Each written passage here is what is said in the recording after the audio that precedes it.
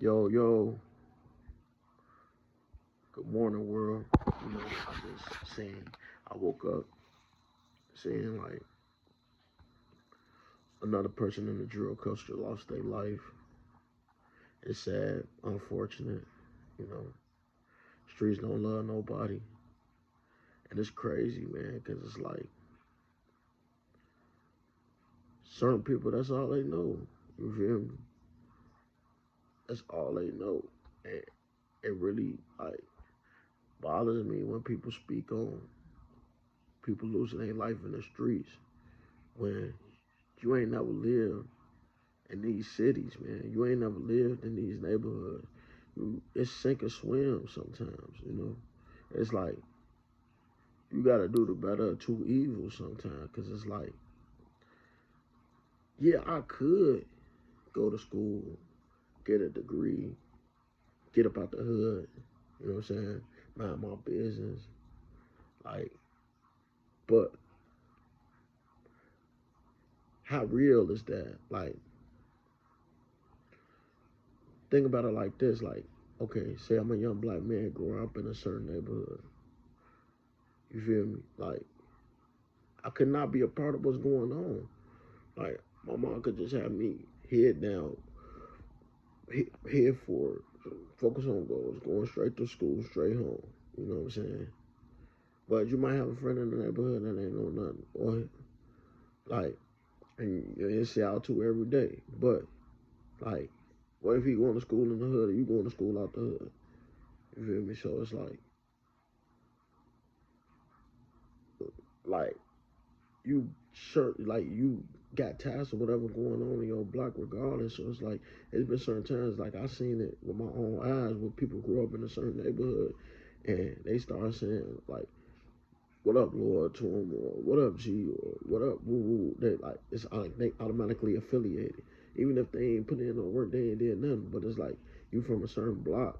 So people gonna associate you with that block if you come outside. Like so it's like you expect somebody not to come outside, not to do nothing. Like sometimes some people just shake up and kick it with brothers just to make it. You know what I'm saying? Sometimes like they say you gotta fake it till you make it.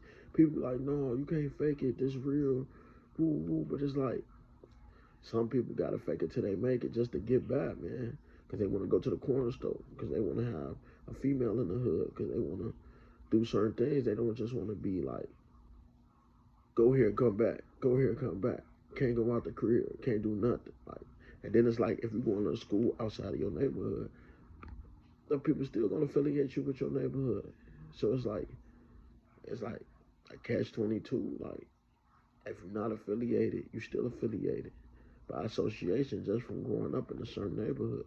And then everybody don't got the money to not grow up in an impoverished neighborhood. So it's like, how you gonna fault somebody from being a victim of circumstances? Like I read this book a while ago called Black Justice, White Grief, and basically they were saying like, how could you have these judges judging these black? How could you have these white privileged judges growing up in country clubs, growing up in the suburbs, growing up with no crime rate, little to none, judging people growing up in impoverished neighborhoods, gotta doing what they gotta do to survive. Like some people doing what they gotta do to survive. Like I think people should go to jail. Like if you got a good life and you come from a good environment and you choose bad, like it was a choice for you. But how can you judge some people where it ain't a choice, bro? It's like, how can you tell me not to sell drugs when everybody in my neighborhood selling drugs? How can you tell me not to kill when everybody in my neighborhood killing? How can you tell me not to gang bang when everybody in my neighborhood gang banging? And then I go to jail, I might want to change my life, but where I'm gonna parole to? I might got a parole to the same neighborhood, or I got a parole to a halfway house with my enemies. Or I gotta like it's like by design, like they don't want you to. Then you come home on parole, they don't even want you to leave the state. So it's by design. Like it's designed for the black man to feel even to this day, because like yeah, we got different outlets nowadays because we got the internet. You know what I'm saying? You can create content. Like the internet kind of changed the game, somewhat leveled the playing field to an extent. But it's like I still gotta have Wi-Fi. I still gotta at least have an iPhone. I still gotta have certain shit. I still gotta, well, I gotta go to the library in another neighborhood to edit my stuff. Or it's like I still don't have access to everything that's necessary in order for me to be, you know what I'm saying, successful. So it's like, how you gonna judge me and I'm coming from a negative, and you coming from just a balance? Like, you not coming from negative or positive, you just coming from a decent state. Like, you coming from a clean slate. But I'm coming from a negative. I'm already got strikes in the game because I got the stigma that come with being African American, black, young. Plus, I got all these obstacles to endure. Like, I was having conversations with my homie, and he was saying like black people and he black, and so he was like, basically like, black people, we the only we down we down on the scale and all type of stuff, numbers, money, and this and that, and every other race is doing better than us, and this and that. And I was like, man, every other race ain't have it like us. Like, they coming from, like, you get these people coming from these other countries, they come in with a clean slate. You know what I'm saying? They come in balanced. Like, they come in with nothing. Like, sometimes it's so bad in the hood. Like, your credit messed up before you even 18. Your mama put your name on light bills and phone bills, and she done been signing you up for credit cards and all, maxing your name out before you even get an opportunity to establish your credit. Like, it gets so real. Like, we come from a negative. Like, we gotta do so much stuff just to get by. Like, you know what I'm saying? Girls selling little cooter cat, only selling little work, like, doing whatever they gotta do, stealing, robbing, jugging, finessing, whatever they gotta do just to maintain. So people act like a lot of people doing it in the access just to stunt, but it's like, no, there's a lot of time people doing it just to survive. And if they is doing it in the access and trying to stunt, that still ain't nothing compared to when you got people who got generational money, or people who, they come here, they start a foundation, they start a business, they do whatever they do, and they keep getting the money. They passing down from generation to generation to generation, and then they establish wealth that way. But it's like, it's easy when you don't have as many obstacles. You know what I'm saying? Like, the black man got so many obstacles. Shit, it's hard. You feel me? It's hard being a black man in America, especially in the inner city, because it's a catch-22. Like, because look at the other side of the coin. I could be black, I could be successful, I could be articulate, but am I gonna even want to be around my own people like that? Can I be around my own people? Like, without them ridiculing me, without them looking at me different because I did what I had to do to succeed, without them doing, like, seeing that and calling me a sellout, you know what I'm saying? And attacking my character as a man just because I did what it took to be successful. You see what I'm saying? So it's like, or I could go the other route. While I'm thugging, I'm doing whatever it do to build a reputation, letting people know not to play with me, and I lose my life. You know what I'm saying? Or I get life. You know what I'm saying? So it's like, growing up as a black man in America, I hate to say, like, I don't want to throw the race card in it like it doesn't exist, but it exists, man.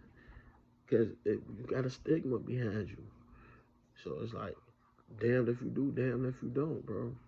So my channel basically is just to, like, make people aware of my perspective. You know what I'm saying? Just to give people, like, a little bit of insight into how I process things. Because I ain't no guru, I ain't no great revolutionary leader, but I have studied them. And I do admire what they do. I've read Eldridge Cleaver, Soul on Ice. I've read Autobiography of Malcolm X. I've read W.E.B. Du Bois. I've read, like, several books on black leaders. Like, I'm inspired. Huey P. Newton, George Washington. I got that book on the way, Blood in My Eye. Like, man, that inspires me. You know what I'm saying? Sometimes when I read about the civil rights, I'm invigorated, bro. Like, the things that the black man went through to just for equality. And that's another thing I was telling my homie. Like, we had to fight for equality, bro. You know what I'm saying? We had to fight just to be treated equal. Like Malcolm X said, I hope one day we could be judged by the content of our character, not the color of our skin. You feel me? Like, still in 2026, the black man judged by the color of his skin, man. Because when they see you, the first thing they see is a black man. First thing they see is black. They don't even see the man. They don't care. Like, first thing they see is black. Then they see a man. Then when you open your mouth and you move, you gesticulate, you talk, then they see whatever they see. But they might not even see that. They might think it's a play. They might think you're finessing. So it take a few more times to see that in order for them to really see who you really is. You know what I'm saying? So, like, RP to that brother that lost his life. RP to the young man that lost his life. The Uber driver that lost his life. Like, it's been ugly in the city, man. It ain't even hot yet. It ain't even. Man, it's about to be on fire. This city about to be ablaze, man. Batman wouldn't even come here. Superman wouldn't even come here, man. Captain America, man, you need to get the Avengers, man. They can't stop what's going on in the city, man. It's crazy, man.